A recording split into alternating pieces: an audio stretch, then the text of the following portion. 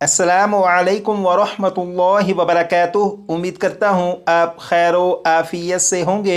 आसान और मुख्तसर तजवीदुल कुरान कोर्स की अल्हम्दुलिल्लाह ये क्लास नंबर 23 है। और आपको मालूम है कुरान पाक में मद दो तरह की होती है, एक ये वाली मद और दूसरी ये वाली मद।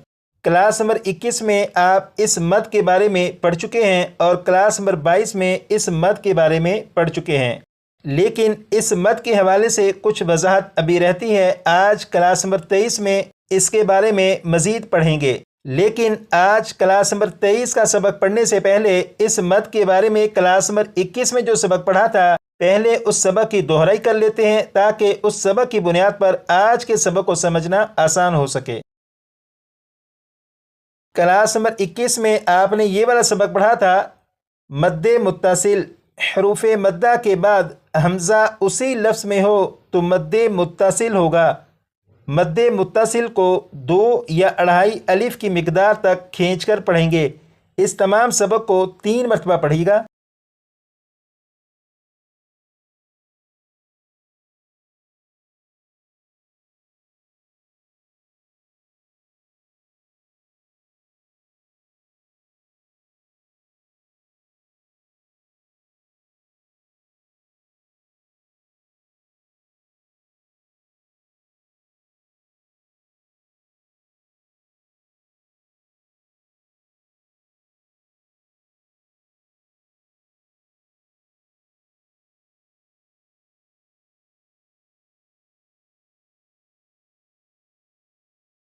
यहाँ पर आपने पढ़ा हरूफ मद्दा के बाद हमज़ा उसी लफ्ज़ में हो तो मद्दे मुत्तसिल होगा। इसका मतलब यह है कि अगर किसी लफ्ज़ में हरूफ मद्दा में से कोई हरफ मद्दा मौजूद हो और उस हरफ मद्दा के बाद हमज़ा उसी लफ्ज़ में हो तो मद्दे मुत्तसिल होगा।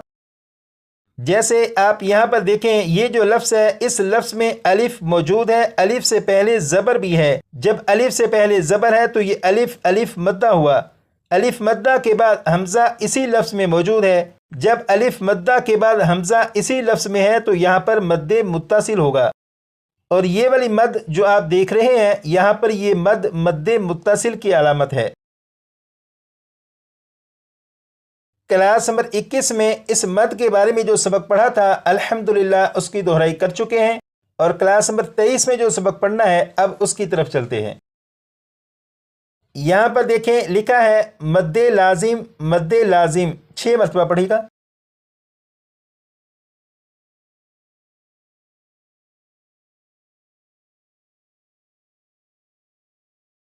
यहाँ पर लिखा है हरूफ मद्दा के बाद, हरूफ मद्दा के बाद 6 मरतबा।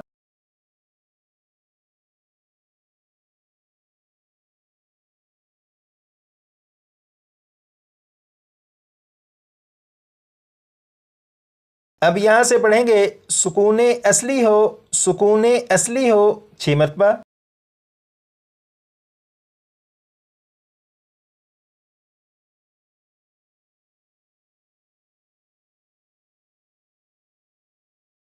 अब यहाँ से तो मद्दे लाजिम होगा, तो मद्दे लाजिम होगा, इसे भी 6 मरतबा पढ़ेगा।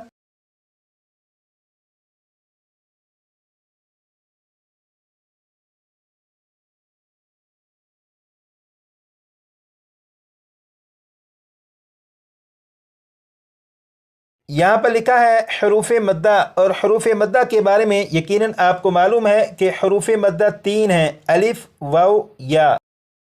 यहाँ पर लिखा है सुकून असली। पिछली क्लासों में आपने सुकून असली के बारे में नहीं पढ़ा, लेकिन आज की क्लास में इसके बारे में पढ़ेंगे। यहाँ पर ये जो लिखा है सुकून असली, इसमें से ये जो लफ्ज़ है सुकून, सुकून किसे कहते हैं पहले ये मालूम करेंगे।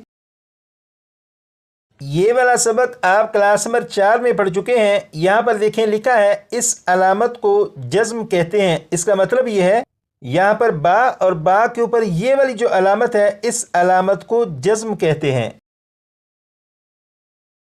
अब आप यहाँ पर देखें लिखा है जज्म का दूसरा नाम सुकून है, जज्म का दूसरा नाम सुकून है। 6 मरतबा पढ़ेगा।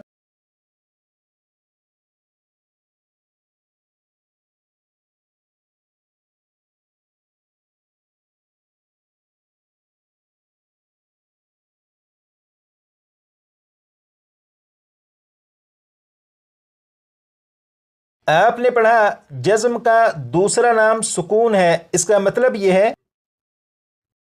یہ جو علامت ہے یعنی جزم، اس جزم کا دوسرا نام سکون ہے، مطلب یہ کہ جزم کو سکون بھی کہتے ہیں۔ یہاں پر یہ جو لکھا ہے سکون، یقیناً آپ کو اس کے بارے میں معلوم ہو چکا ہے۔ یہاں پر با کے اوپر یہ جو علامت ہے یہ جزم بھی ہے اور اسی کو سکون بھی کہتے ہیں۔ یہاں پر لکھا ہے اصلی یعنی سکون اصلی، تو سکون اصلی کسے کہتے ہیں؟ اب اس کی طرف چلتے ہیں۔ اب آپ یہاں پر دیکھیں یہ جو لفظ ہے اگر آپ اسے پڑھیں تو یہ اس طرح پڑھا جائے گا، بسم اللہ الرحمن الرحیم، عن۔ اب آپ یہاں پر دیکھیں یہ جو لفظ ہے اس لفظ میں نون اور نون کے اوپر جزم ہے۔ اگر آپ اس لفظ کو پڑھیں چاہے وقف میں پڑھیں یا بغیر وقف کے پڑھیں، نون کے اوپر جو جزم ہے اس جزم کو دونوں حالتوں میں پڑھیں گے تو نون کے اوپر جو جزم ہے یہ تبدیل نہیں ہوگی، اور آپ کو معلوم ہے جزم کا دوسرا نام سکون ہے اور اسی کو سکون اصلی کہتے ہیں۔ اسی طرح یہ جو لفظ ہے اس لفظ میں میم کے اوپر جزم ہے۔ اگر آپ اس لفظ کو وقف کر کے پڑھیں یا بغیر وقف کے پڑھیں، دونوں حالتوں میں میم کے اوپر جو جزم ہے اسے پڑھیں گے، یہ تبدیل نہیں ہوگی، اور آپ کو معلوم ہے جزم کا دوسرا نام سکون ہے تو اسی کو سکون اصلی کہتے ہیں۔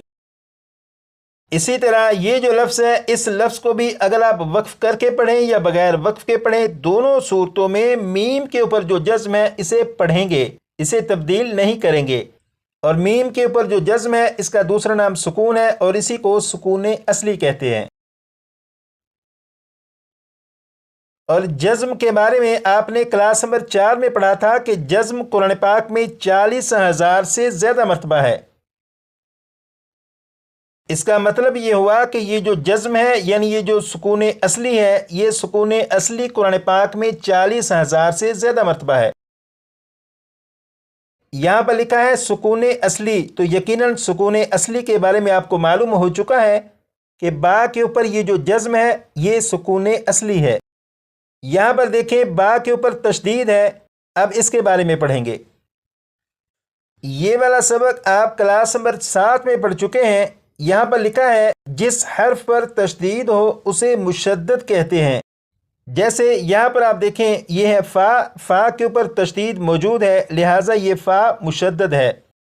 یہاں پر لکھا ہے مشدد حرف 2 حرف ہوتے ہیں، پہلا ساکن دوسرا متحرک۔ اس کا مطلب یہ ہے یہاں پر یہ جو فا ہے فا کے اوپر تشدید ہے، جب فا کے اوپر تشدید ہے تو یہ فا مشدد ہوا، جب یہ فا مشدد ہوا تو یہ فا ایک نہیں بلکہ یہ فا 2 مرتبہ ہے، پہلی مرتبہ فا ساکن، دوسری مرتبہ فا متحرک ہے۔ یہاں پر یہ جو پہلا فا ہے یہ فا ساکن ہے اور اس فا کے اوپر یہ جو جزم ہے یہ سکون اصلی ہے۔ اس کا مطلب یہ ہوا جس حرف پر تشدید ہو وہ حرف، کیونکہ 2 حرف ہوتے ہیں، سکون اصلی والا اور دوسرا حرف متحرک ہوگا۔ یہاں پر جو لکھا ہے سکون اصلی، یقیناً آپ کو اس کے بارے میں معلوم ہو چکا کہ یہاں پر با کے اوپر یہ جو جزم ہے یہ سکون اصلی ہے۔ اسی طرح یہاں پر با کے اوپر جو تشدید ہے تو اس حرف میں بھی سکون اصلی موجود ہے۔ یہ جو قاعدہ آپ نے پڑھا تھا اب اس کے مطلب کو سمجھتے ہیں تاکہ معلوم ہو کہ اس میں بات ہو کیا رہی ہے۔ آپ نے پڑھا تھا حروف مدہ کے بعد سکون اصلی ہو تو مد لازم ہوگا۔ اس کا مطلب یہ ہے کہ اگر حروف مدہ میں سے کسی حرف مدہ کے بعد سکون اصلی آ جائے تو وہاں پر مد لازم کا قاعدہ ہوگا۔ جیسے یہاں پر آپ دیکھیں یہ جو لفظ ہے اس لفظ میں یہاں پر الف اور الف سے پہلے زبر ہے، جب الف سے پہلے زبر ہے تو یہ الف مدہ ہوا، الف مدہ کے بعد فا کے اوپر تشدید ہے، جب الف مدہ کے بعد فا کے اوپر تشدید موجود ہے تو اس کا مطلب یہ ہوا کہ یہاں پر الف مدہ کے بعد سکون اصلی ہے، لہٰذا یہاں پر مد لازم ہوگا۔ اسی طرح یہاں پر آپ دیکھیں الف سے پہلے زبر ہے لہٰذا یہ الف مدہ ہوا، الف مدہ کے بعد قاف کے اوپر تشدید ہے، جب الف مدہ کے بعد تشدید موجود ہے تو یہاں پر بھی اور یہاں پر بھی مد لازم کا قاعدہ ہوگا۔ اب آپ دیکھیں، آپ نے اس مد کے بارے میں پڑھا تھا کہ یہ مد مد متصل کی علامت ہے، لیکن یہاں پر یہ مد مد متصل کی علامت نہیں، بلکہ یہاں پر یہ مد مد لازم کی علامت ہے۔ یہاں پر بھی مد لازم کی علامت ہے۔ تو سوال یہ ہے کہ ایسا کیوں؟ تو اس کا جواب یہ ہے کہ اگر حروف مدہ میں سے کسی حرف مدہ کے بعد حمزہ اسی لفظ میں آ جائے تو یہ مد مد متصل کی علامت ہوگی، لیکن اگر حروف مدہ میں سے کسی حرف مدہ کے بعد سکون اصلی آ جائے تو پھر یہ مد مد لازم کی علامت ہوگی۔ تو امید کرتا ہوں کہ آپ کو اس مد کے بارے میں معلوم ہو چکا ہوگا کہ یہ مد کب مد متصل کی اور کب مد لازم کی علامت بنتی ہے۔ اس مد کی مزید کچھ وضاحت رہتی ہے، وہ کلاس نمبر 24 میں پڑھیں گے۔ تو آج کی کلاس میں یہ جو سبق پڑھا، اسے کم از کم 25 سے 30 مرتبہ پڑھ کر یاد کر لیجیے گا۔